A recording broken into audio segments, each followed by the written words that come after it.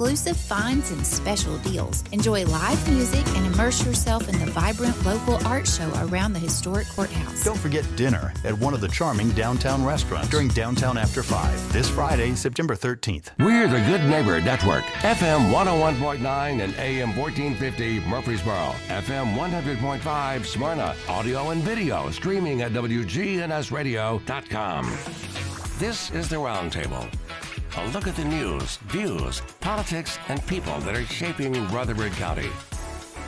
Hey, and good morning, everybody. Welcome to your Tuesday morning edition of the Roundtable with Rick and Wayne. We come to you every Tuesday morning here at WGNS Studios in Murfreesboro, and we got a great show on tap for you guys today. And Mr. Wayne, how are you, buddy? Very well, Phil. Very protective this morning, so I think we're armed to the teeth, brother. Yeah, we are. So Yeah.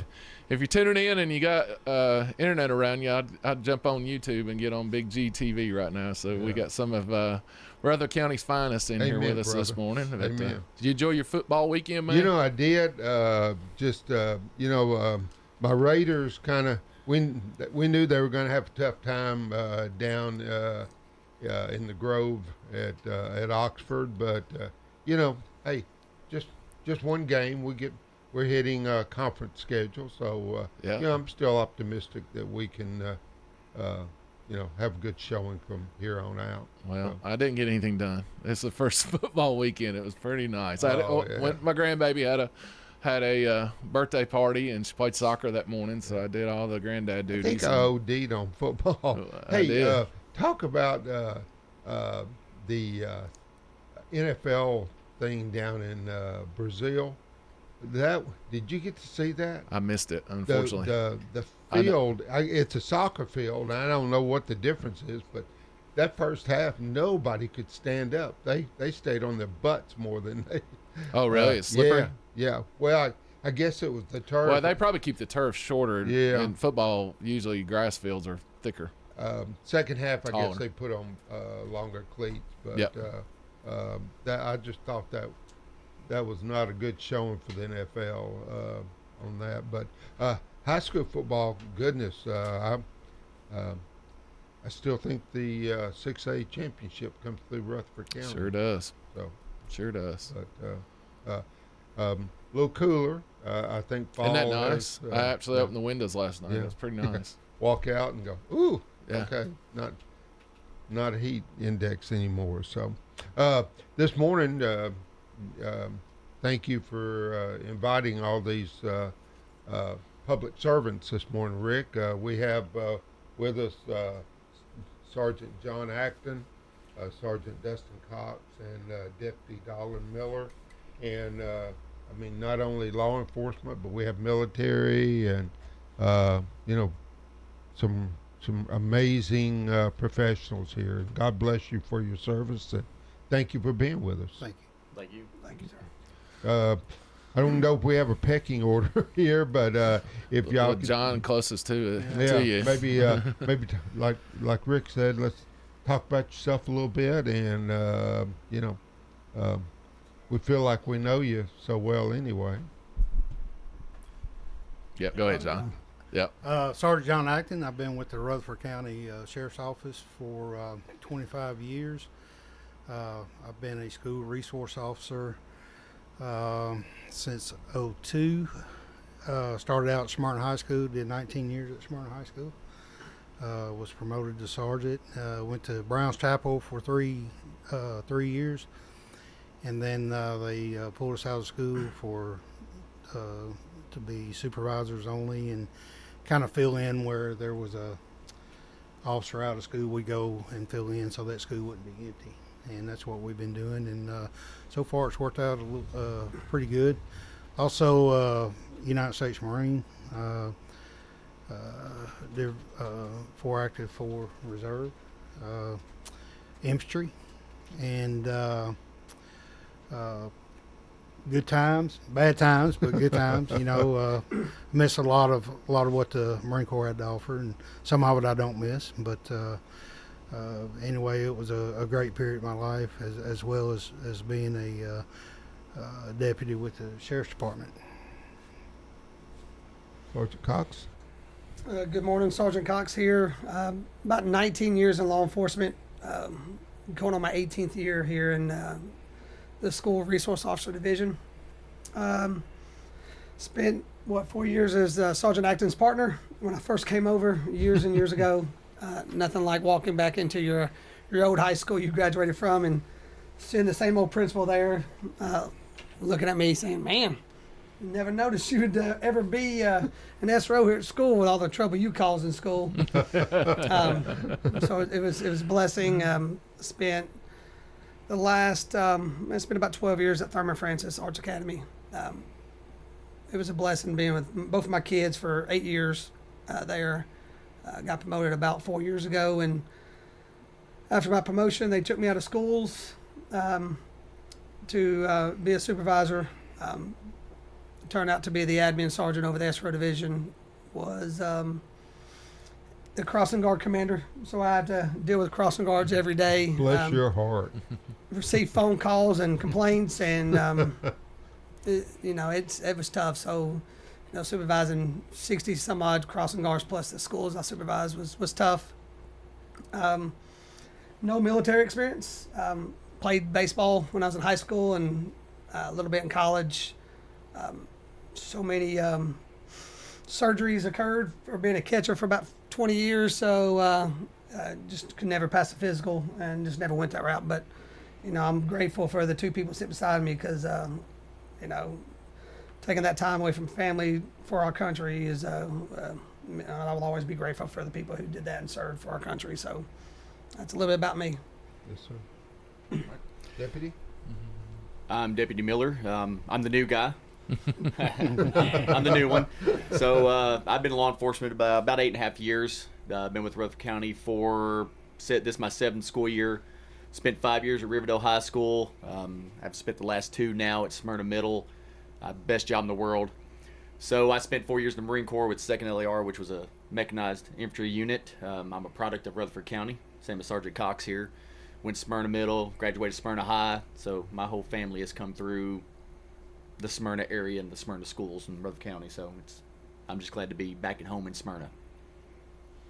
Part of what we do, especially this week, we kind of honor, the lives lost for September 11th that happened in 2001, and I think every year we kind of have, when we have people on, we kind of talk about where they were that day or where they remember and what impact it might have made in your lives. And with Sergeant Atkin and Deputy Miller, I think with you two guys serving, I think it even hits home more for you guys and especially your families. But I know, John, before we came on, we talked about when you went in, and I think you said you went in about 1987, 87. Right? So talk about that a little bit. Went in 87. I went to boot camp, Paris Island, South Carolina.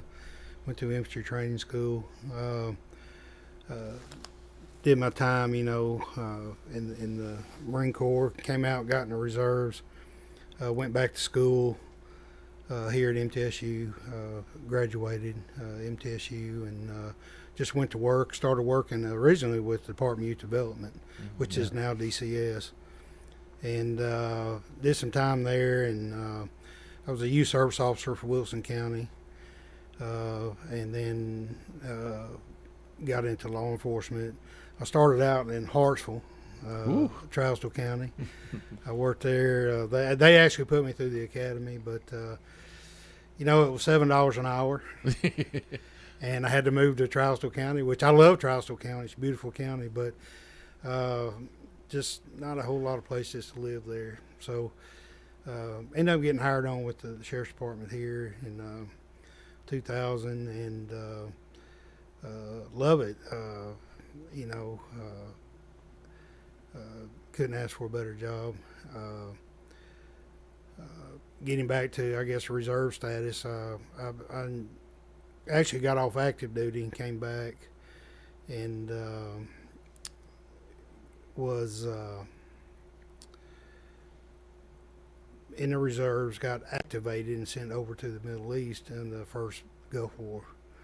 So, I was home about 3 months when I got activated. I was like, "Oh, you're kidding me, man! I got to go back to active duty." Yeah. And I guess I don't know, 10, 11 months we were going and came back. But But it seems like right now, it seems like so long ago, you know. So, do you remember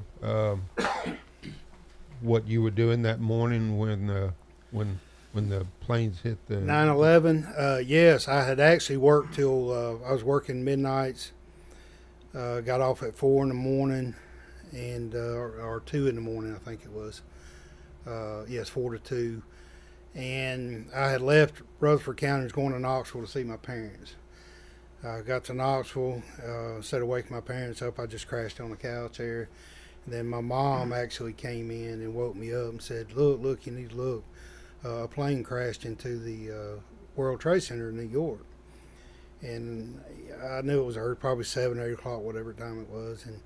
And so, having to work a 10-hour shift and driving, I was tired. I was watching it, and I said, well, maybe it was just foggy or they didn't see it.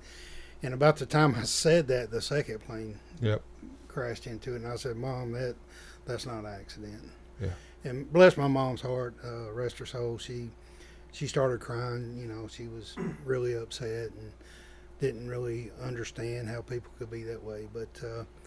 But we sat and talked about it. Then my dad came in. We sat and kind of watched the news the rest of the day. So, and then, of course, you had the Pentagon, and then the plane that crashed in Pennsylvania. So just a lot of things going on that morning, and it's something, you know, I hear my grandparents talk about Pearl Harbor, and my parents, you know, they were small, but they could, still remember talking about Pearl Harbor. And for me, and I guess our generation, the younger generation, you know, that it was our Pearl Harbor. Not that it, Pearl Harbor was bad, but so was this, and it's just things like that you'll never forget. I think of the president's speech was a day that will live in infamy. I think the same thing about 9/11. And I'll never forget President Bush at the time. You know, he said that you will hear us. We know who did this. We will find you, and you will hear from us. You know, the speech he gave was very strong and very meaningful, and it just, you have a lot of emotions. You have a lot of anger, a lot of sadness, and out of that anger comes revenge, I guess. Just all kind of things, I can't believe this is happening here. And it took a while to get the person responsible, but we finally got him. And excuse me. But we got him, and I think that sent a message, to the world that it may take a while, but we'll get you. We're always working. Yeah. So I'm glad that they got the person responsible, and of course, terrorism is something that we deal with a lot, even on a domestic level, but a foreign level is something that we constantly have to be up on, and I hope that our national security agent and CIA and all those guys are doing what they do, and I think so far they've done a great job. Now I'm a little more concerned now for other reasons about who's in this country and what they're planning, but it takes everybody. And if anybody is out there, if you see something that's just not right or looks suspicious, always report it and get somebody out to check on it. So you never know. You never know where it's going to hit or when it's going to hit. So. Sure. Sergeant Cox. Mine's not going to be as long, but you are. I will. Don't say that, dude. We know you. I will say, the day that occurred, I was in English class at MTSU, and the professor is the one who told us all what happened. Turned on his TV in the room, and that's where it hit home. Dismissed us, and I'd recall I went straight to my parents' house, and just sat there and just thought about things, and there's so many things that go through your mind. So it's something that that I think about everybody else. I think about who was there. what can I do, knowing that you can't do certain things, but is there anything I can do? It's something that that day, sitting in that class, when watching everybody's faces and listening to kids says, my dad is in the military, my dad is doing this, my mom's doing this, and you feel saddened by your friends and your peers that are out there, and then your thoughts go to the firefighters down there, the EMS, the all the first responders, trying to do their job with a bunch of chaos. So a lot of things go through your mind when something like that hits. But I will say this, and it really hit home when you go to New York and you explore that. I've got my oldest child is now living in New York, and we've been down there about 8 times in the past 6 months before she went, and that's one thing that I took the family to. And going there, you're like, okay, girls, we have, we got a couple hours, let's do this. And when you look at your phone, you're like, man, it's already 4 o'clock in the afternoon. We've been here 6 hours because there's so much to do, and they have it set up there where you can watch videos of first responders, the people that were working there, and both of my girls did nothing but watch videos after videos. They have a lot of stuff still standing. That's what it really hit home. Like, oh my gosh, I can't believe this really happened in 2001. And look, we're in 2024, and we still remember this day. And it's a good talking point to your kids too, because my 14-year-old went, she wasn't here then, so you have to explain. So you do get a little emotional trying to explain to your kids what really happened, and just the world we live in and what's going on. And yeah, it's tough. And now every day I wake up and I'm like, man, I got a child in New York living there. So it hits home a little bit with me. But we've pushed through. And we're going to keep pushing through to get through this and just remember what happened and never forget it. That's what we're here for. Good deal.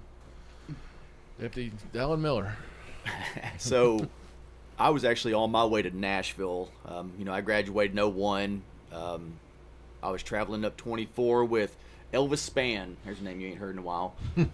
A buddy of mine had to get a physical for work. So we're riding down the road, and it comes across the radio that one of the towers had just been struck by an aircraft. And, we thought it was crazy. Didn't really think a whole lot about it. And kind of the same way, maybe there's a mishap. Maybe guidance was off. A million things that could have happened. But I remember getting to the doctor's office, going up and checking in, and then just sitting there in a chair and just watching the news. And just watching the smoke off the building, first responders running all over the place, people running all over the place, and just the chaos that was going on. And then when that second plane hit, that's when you knew that, okay, there's something bigger going on at this point. This isn't good. So, went in, had my physical done, it came out, we listened to it on the radio all the way back to the house, got back to the house, and just sat there in the living room and just watched this on TV. It's hard to fathom that something like that could really be done. That could really happen, not just here, but almost anywhere, and especially in the bigger countries, the more modern countries, the ones who have the capabilities and to prevent things like this, to see something like that actually happen, So, it was, you just kind of sat there and awestruck. The last time I remember staring at the TV like that was when Challenger exploded going in space. Mm-hmm. That's the last time I remember sitting in front of the TV watching the news with something like that going on, was when the spaceship exploded. I remember that as well. Yeah. So, it was crazy. And, John talked about from the military aspect of it that, that was in 2001, and I enlisted in 2005, January of 2005. And like I was telling y'all, the first thing my dad said to me is like, son, you realize there's a war going on, right? Mm-hmm. Absolutely, Dad, I do. So, I enlisted in 2005, and then in 2006 was my first deployment to Iraq to be part of, Operation Iraqi Freedom, Operation Enduring Freedom. So, I did a total of 2 deployments over there to the Middle East. Wow. So I was kind of got to be part of the first-hand reaction to to what happened from 9/11. So, and you talk about us finally getting them in, and sometimes the wheels of justice just turn slow. Yeah. And it's, you bring that up. He knew that there was a war going on. When I joined, I was like, nah, that ain't gonna happen. and it didn't until I got in the reserve. So I was like, man, you got to be kidding me, right? Yeah. So, but I guess a lot of times during peace, you don't really think about how quick something can escalate. And the situation with the terrorist attacks on New York and Pennsylvania and Washington escalated really quick, and within a matter of just a few weeks, we were already deploying men and equipment and getting the balls rolling and getting intel together. And I really need to brag on Dallon's, I guess, generation. I know I'm just a few years older than him, but just a few. A lot of people don't give this generation credit, but for 20 years, those guys went over it and really did a great job with what they had at hand. I mean, I give them all the credit in the world. Some people think this generation is lazy. They don't do anything. They sit around and play video games, things of that nature. That's just not true. You look at the veterans that have gone over in the last 20 years prior to the withdrawal, they've done a great job. And not all of them believed in the same cause, but they did it anyway. And a lot of them have different opinions on what should have been done, how things should have been done. But in the military, it's about following orders and doing what you're told to do. And from everything that I've seen, they did a great job, man. And I really appreciate it. And it keeps the tradition of the military going. And that's what it's all about. Yeah, I can't agree more. Well, you talk about, our generation. I've got buddies that I was in with. My buddy Zabala did 3 deployments in 4 years to Iraq. I got a buddy, Randy Williamson, who did 2 deployments to Iraq, his first deployment with a Purple Heart, and then turns around and does a couple pumps to Afghanistan. He's a gunny at this point, but, you think about that. And then being in the school system, you start meeting people who actually have a real connection to it. Eric Sakarzik was one of our wrestling coaches at Riverdale. He was with Memphis Fire at that time, and they actually sent crews up to help. That's right. And Mr. Sabara at my school, he's one of our history teachers. If I remember correctly, he's told me the story. He actually lived a few doors down from some of those terrorists who were actually on the airplane. Wow.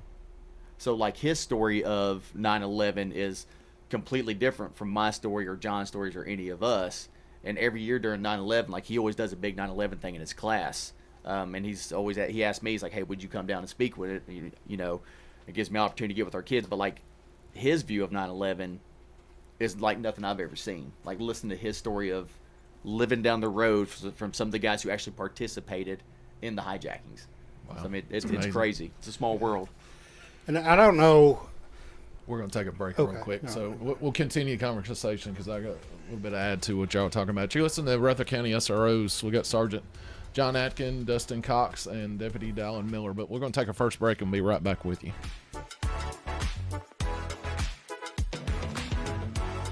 Hi, this is Chip Walters with Exit Realty Bob Lamb & Associates. You might know me as the voice of the Blue Raiders, but I want to be your trusted advisor in real estate. Whether you're buying or selling, it's time to choose Chip. Do you have a growing family and need to upsize? Are you an empty nester now and need to downsize? Are you thinking of selling your current home but just worried you can't find something else? Well, it's time to choose Chip. I'm looking to be your trusted advisor in real estate. I'm Chip Walters with Exit Realty Bob Lamb & Associates. Choosing the right insurance can be overwhelming. That's where Rick Hall at Rayburn Insurance comes in. At Rayburn, we're not just about policies, we're about people. Rick Hall will take the time to understand your needs and find the best coverage at the best price. We've been serving our community since 1973. So why not let Rick Hall take the stress out of insurance? Rick Hall at Rayburn Insurance Agency, where you're more than just a policy number. You're our neighbors. This is Good Neighbor Events with Bart Walker. Brought to you by AmeriCare Pest Control and the law offices of John Day. I've got pests. AmeriCare Services Incorporated, family owned and operated. For residential and commercial customers, we offer a full range of services. Our services include one-time, monthly, and quarterly pest control, termite control, moisture and fungus control, automatic foundation vents, and more. Licensed, insured, and bonded for your protection. 893-7111. Call the best of the best to get rid of your pest. AmeriCare Services Incorporated. It's a packed weekend, and you're hearing about it on WGNS. Start Saturday with the breakfast at the Laverne Rescue Squad. That's 6 until 10 Saturday at 141 Gamble Lane in Laverne. And right after that, it's the Laverne Fall Festival at Veterans Memorial Park in Laverne. That's from 10 until 3 Saturday, the Laverne Fall Festival. This weekend also brings the White Oak Craft Fair to the Art Center of Cannon County in neighboring Woodbury. Over 70 local artists, crafts demos, and live music. It's a tradition. The White Oak Craft Fair. And that's at 1424 John Bragg Highway. And that's all day this Saturday and Sunday. The 34th Annual White Oak Craft Fair to the Art Center of Cannon County in neighboring Woodbury this Saturday and Sunday. Give the gift of life. Give blood to the Red Cross. They are critically low. Call the Red Cross and make an appointment to give blood at a time that fits your schedule. 800 Red Cross. Those are WGNS Good Neighbor events. You know the value of good neighbor, someone you can trust, someone who looks out for you. And when it comes to Medicare, it's good to have someone on your side. That's where Senior Financial Group comes in. We're Tennesseans, just like you, and we've partnered with United Healthcare, a trusted name in health insurance. Together, we'll guide you through your Medicare options. We will compare plans, answer your questions, and ensure you get the most of your Medicare benefits with United Healthcare. Don't navigate Medicare alone. Call Senior Financial Group at 800-690-0251 or visit sfgmedicare.com for a free plan review today. Rutherford weather. Skies become mostly sunny this afternoon, a high around 90 degrees. Tonight, increasing clouds, a low of 62. Wednesday, partial sunshine, we'll see high around 90. I'm meteorologist Jennifer Wojcicki on News Radio WGNS. Currently, it's 66. Broadcasting from the Middle Tennessee Electric Studios. Take control of your account management and energy consumption with the MyMTE app. Download from the App Store and manage your account, improve your energy habits, and more. MTE, serving to make life better since 1936. This is the Roundtable from News Radio WGNS on FM 101.9 and AM 1450 Murfreesboro, FM 100.5 Smyrna. Listen and watch at wgnsradio.com. And welcome back to the second segment of Tuesday Mornings with Rick and Wayne. And certainly our honor this morning to have SRO professionals Sergeant John Acton, Sergeant Dustin Cox, and Deputy Dalla Miller talking about 9/11. Rick, I saw something on Facebook yesterday. A fire engine company going over one of the New York bridges to the towers, and no one in that fire company survived. That's right. That rescue attempt, and you know, just thinking of that bravery and the on the airliner, you know, where they didn't allow the terrorists to. Basically, it drove the plane into the ground, and I'm thinking, you know, there are heroes all over the place, and we're honored to have some heroes with us this morning, Rick. You're exactly right. I can't hold my hat off to these guys. Obviously, I did 25 years in and enjoyed every minute of it, and miss my guys daily, but enjoy what I do now. But I think there's a time and a place, and I wish, as far as law enforcement goes, I wish they had a mandatory 25 and out just to help these guys, just like the military or anything else. It seems like because of 9/11 and actions that have happened daily with police officers, there's an officer shot at every 26 hours. So if you think about that, one a day is being shot at in the U.S. today. Thank you for protecting our children, guys. If you guys are not somewhat in a war zone daily with what you do, just to wear a badge and help people, is just amazing to me, and I wish we could do more.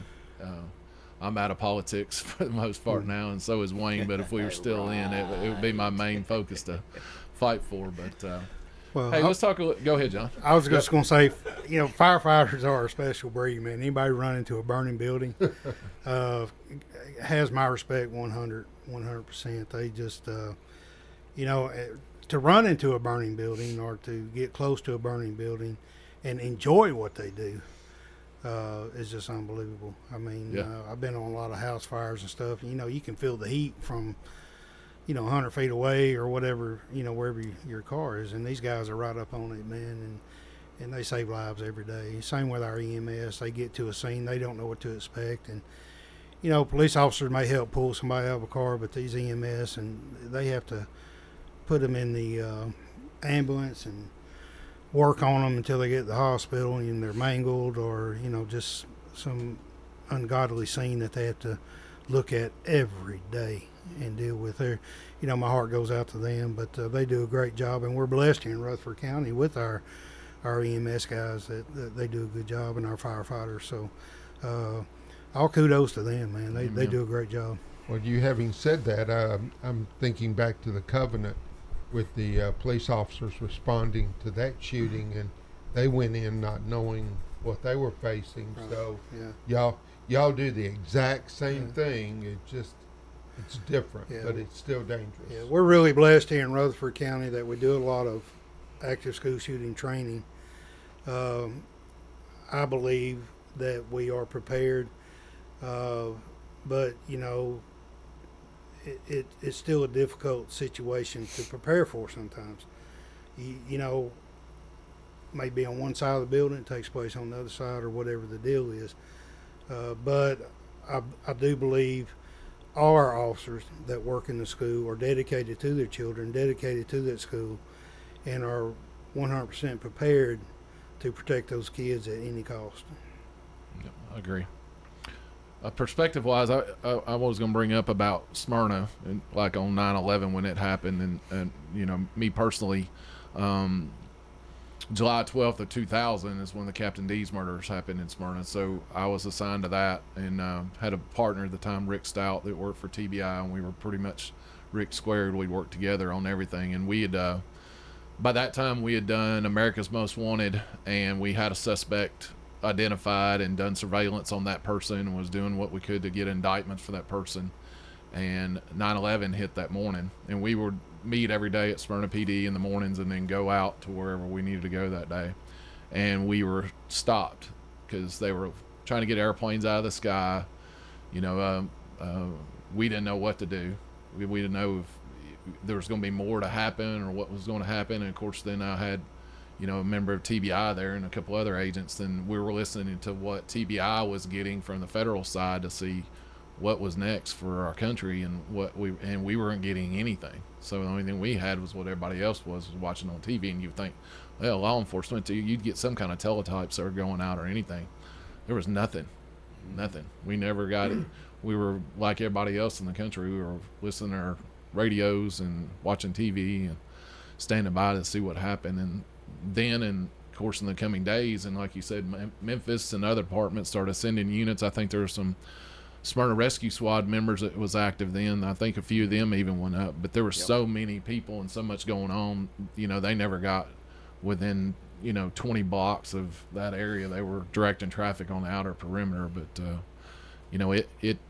it struck all of us as members of law enforcement at that time about what was next and what was going to happen. Of course, Smyrna having the airport there, and the National Guard thing, it's like, well, it'd be a low target, but then they started thinking, well, it's not so much Smyrna, it's going to be Tullahoma and Fort Campbell and what could come next, and it really made you in the back of your mind kind of think. But I do appreciate you guys that served. I never served other than what we did in law enforcement, but I agree with you, John. It's a big deal. It's a special person to get in the military and say goodbye to your family and then go away like that and serve. It's and with Dallin doing 2 tours and even reserves headed over, I can't. No, I can't imagine the burden it puts on the family as well as. It's definitely a lot. We were married my wife in July of 2005, and a year later I was on deployment. Wow. So, I mean, that was, she'd already moved to North Carolina, was teaching there. But, married in 05, deployed in 06, came back home. My son was born, and then so my second deployment, I didn't see my son until he was 10 days old because I was in training in California. So I get home and he's 10 days old. So there he is, Ben's 10. I get to see him for a couple of weeks. When he's 5 weeks old, I leave for my second pump. So during that second deployment, I'm getting videos from the wife, things like that. So when I come home, my son's 9 months old at this point. I'm not going to say he was a big kid, but, he's growing. He's growing up. He's growing quick. So, you miss so much being in. Because it didn't matter, like with us, with being part of an infantry unit or a mechanized infantry unit, you spend a lot of time in the field. So when you're going to our gun range for our main vehicles, you're gone for 2 weeks at a time. And that's not counting going to the different rifle ranges, going to the mortar ranges, going to, CQB ranges to do room clearing because, that's what Iraq was. It was house to house, building to building. So like all the training that you're going on constantly, I mean, it puts a big strain on the family. And it was just the three of us. Yeah. All of our families here in Tennessee. I can remember seeing grown men cry because they get, we didn't have a lot of phone calls. Of course, we didn't have internet back then, but that's how far back it was. But we did have access to phones. And, of course, when you call from Saudi Arabia or Kuwait, it's like $10 or $15 an hour, or a minute, I'm sorry.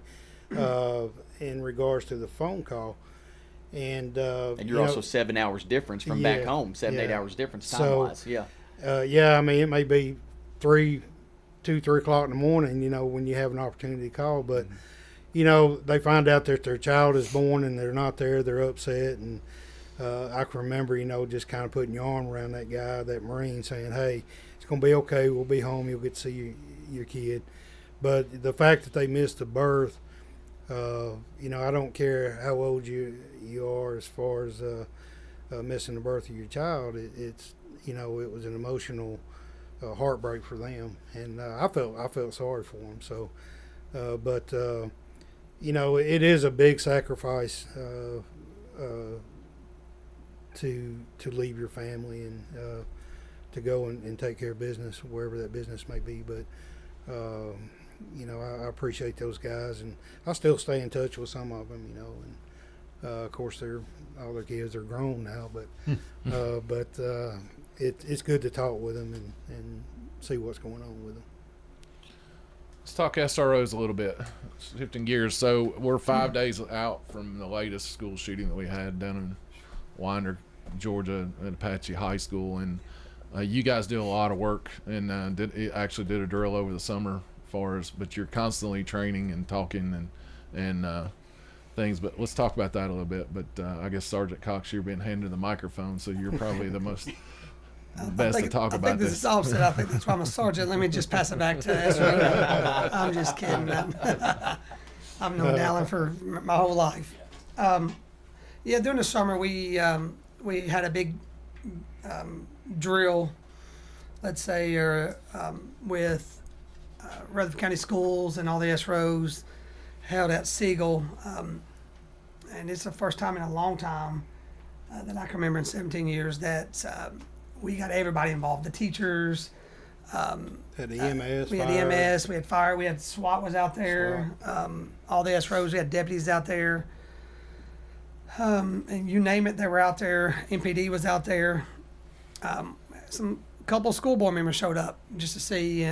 So we did a big drill at Siegel High School, did some type of active shooter training, and the drill took a while because we wanted to show the response. We had radios that would send other officers in to block off this street. Once we simulated the drill that the suspect was down, then we had to do the whole transportation. We had to reroute everybody. And then we ended up transporting a bunch of people off buses. We got buses involved, so thanks to the school buses. And they took all the principals and admin to the Miller Coliseum, which we just did a whole scenario about how to Raptor that we can make sure we have everybody accounted for, doing accountability. And it was a long day, a lot of training, and a big shout out to the SROs that put this on. SRO Sanders over at Siegel High, he put this together. A lot of teamwork with everybody around. And then we did another training with just SROs only, that they can do that same drill with them clearing hallways, clearing classrooms, going up steps, stories at schools. We watched, we recorded, so they can see what they did wrong, what they did right. So it's just, we had Sims rounds where going to a classroom with teachers and our family members sitting there being just citizens and wounded. So it's been a long summer. It was a sad day, last week when that occurred up in Georgia. But we've got tabletops coming up in October. We got these fall drills coming up. So there's a lot of planning and coming up in October where we're doing tabletops and these drills in every school in the county. So we try to do 2 major drills a semester. Mm-hmm. It's a lot of preparation that we do in the SRO division to make sure we stay active, make sure we stay vigilant and just doing our jobs and being out, not being stuck in the office and sitting there, because if you're in your office, something happens, you're going to have to live with that, and that's something that we don't want to live with. So we want to be out and about and be seen. So a lot coming up here in the next month with these drills. So well, I don't think people realize the amount of training that we actually do, and really truly the amount of experience that's in our division. There's a large portion of our division that's prior service guys who have done it real world in other countries. So, there's a lot of experience in our division, and there is probably, I'm going to say it's 100% of that any SRO in this county is going to do whatever it takes to take care of the kids and the teachers and the administration. Because I know Sergeant Acton and Sergeant Cox are probably like me, those kids in my school I treat as my child. Mm-hmm. Sure. They're my kids. I talk to them just like they're my kids. I treat them like they're my kids. And, I want them to know that, hey, if something happens, guys, I've got you. I'm going to take care of you. I'm going to do whatever it takes. But experience-wise in our division, it's amazing how much experience there is in our division. Yeah, that's the hardest thing to do, real quick, is trying to help explain to parents that when you drop your kid off, that's my kid. And my job is to make sure your kid's safe, and our job is to make sure that your kid gets on that bus, your kid gets on your car on the way home. That's every SRO in this county. That's our job. Our job is to keep your kid safe, and we're going to do everything in our power to make sure your kid gets home to you. And not just during school, but even after school with ball games. We have SROs that hang out with the kids, while they're practicing whatever sport or band or cheer or whatever the deal the students may be doing. You have SROs that are actively involved in seeing what these kids are doing and staying there after school. And I know in my years at Smyrna, we've had several incidents after school where somebody comes on campus and is looking for somebody.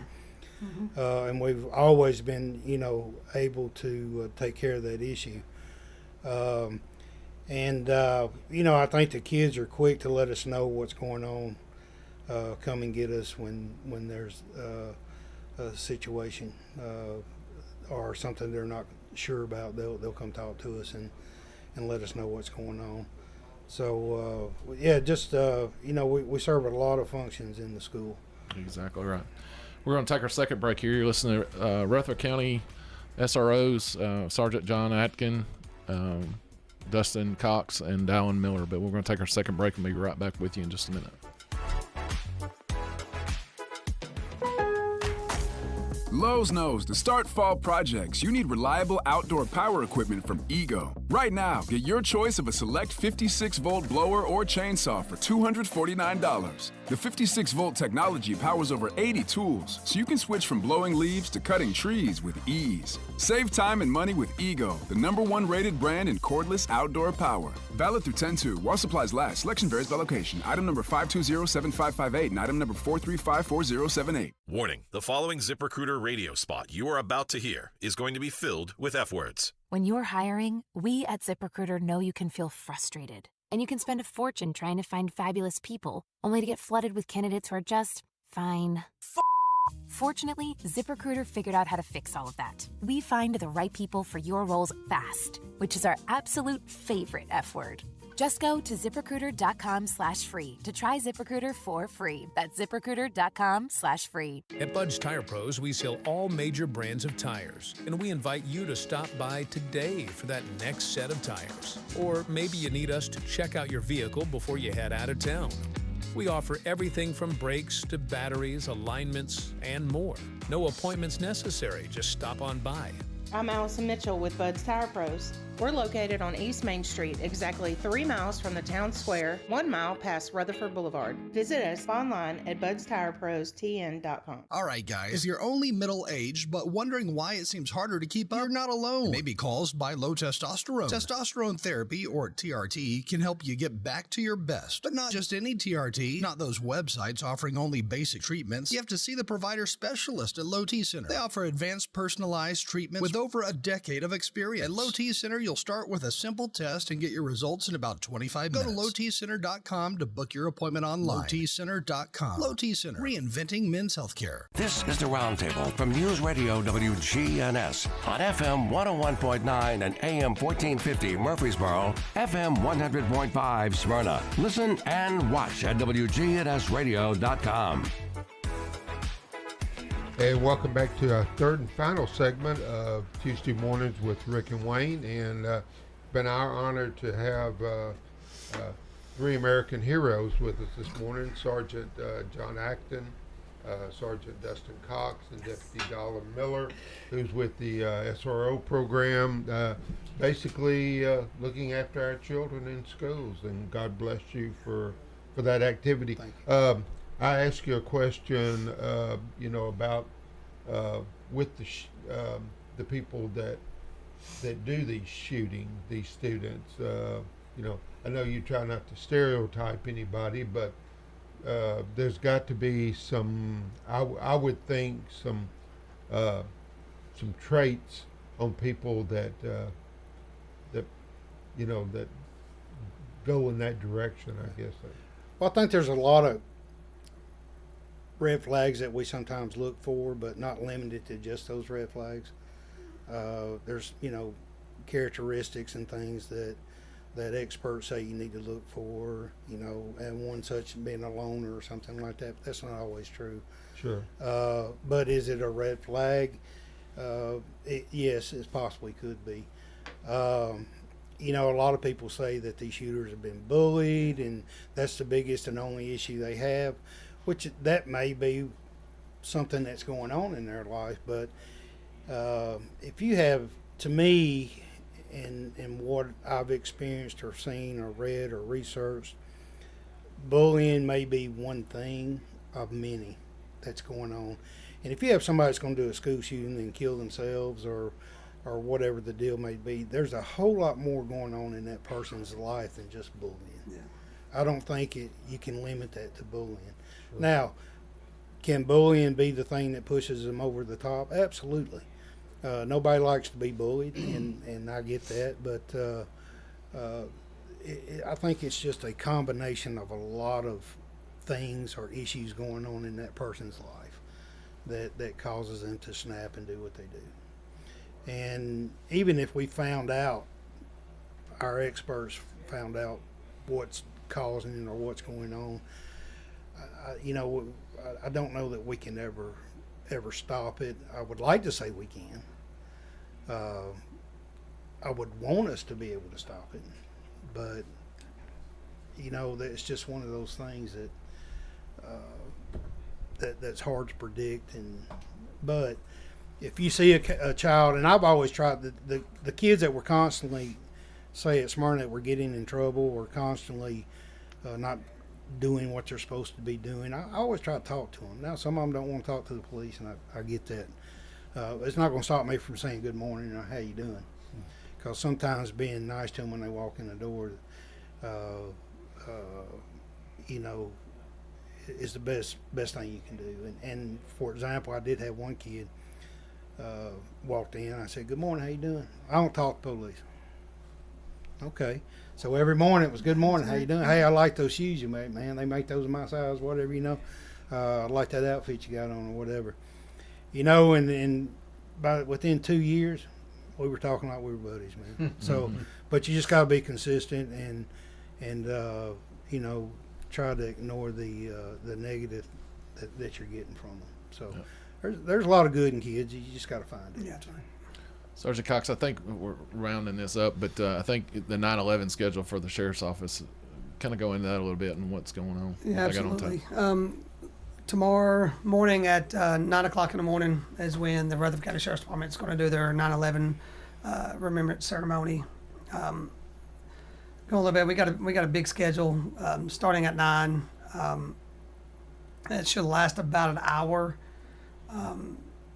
You know, a couple of talking points here, and just let the listeners know that we do have a bunch of symbols there that we got from all the stuff that occurred on 9/11. We got some beams that points. So if you show up and you look at the beams that we got from the buildings, if you look at the direction it points straight to New York City. So they did a perfect job on doing that. We have 3 columns holding up the tilted beams, so it represents 343 New York City firefighters, the 23 New York City police officers, the 37 Port Authority officers, and the emergency medical services paramedics killed saving others. We have 4 planter urns, represents 2 jets. The terrorists crashed into the World Trade Centers, the plane crashing in the Pentagon, and the plane crashing in the Pennsylvania up in Shanksville. After the passengers diverted the jet, there'll be 4 flags representing the United States flag, a military flag, and a 9/11 flag. The concrete platform signifies debris, and the clock shows the exact same time of the first crash. Give a shout out, a Boy Scout designed and planted the garden surrounding the memorial as his Eagle Scout project. So there's a lot of good things going on tomorrow. We got some good speakers. I know WGNS is one on Bart is going to be talking there. We got a student showing up from Siegel High School that's going to be singing the national anthem. So there's a lot of stuff going on tomorrow. So big day tomorrow for the Rutherford County Sheriff's Department. Big shout out to Smyrna Police Department. They're bringing their fire department, their police department. They're joining us tomorrow with everything going on. So it's gonna be a big day and a good day just to sit in silence and do some remembrance. So there you go. A fish fry with the Smyrna Rotary derived from the 9/11 event. You know, it is a fundraiser, but we celebrate and have recognized veterans and military and law enforcement and EMS professionals over the last 21 years. So this is both of them are cool events. They're both celebrations of those people that protect us each day. That's right. Yeah. And you're in my prayers each night, by the way. We appreciate that. And before we end, I don't know how much time we have left. Me personally, want to thank all service members for their service in whatever service you're in. Doesn't matter if it's military, Navy, Army, Coast Guard.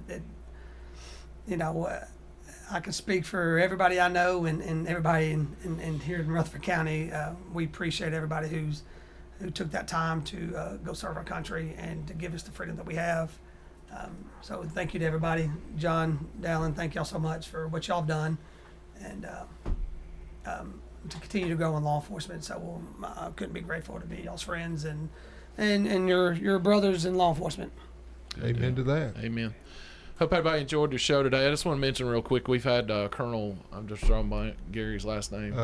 Gary Richmond. Richmond. So we've had him on before about veterans and I want to bring up again the benefits line. So if you're a retired vet and you need services or anything and you don't think those services are for you, I want you to pick up the phone, call that 800-827-1000 line and talk to somebody on the other end, those benefits are there for you guys, and you deserve every bit of what you get for it. They earned it the hard way. That's right. Yeah. Hope you enjoyed the show, and we'll be back with you again next week. And until then, have a great week.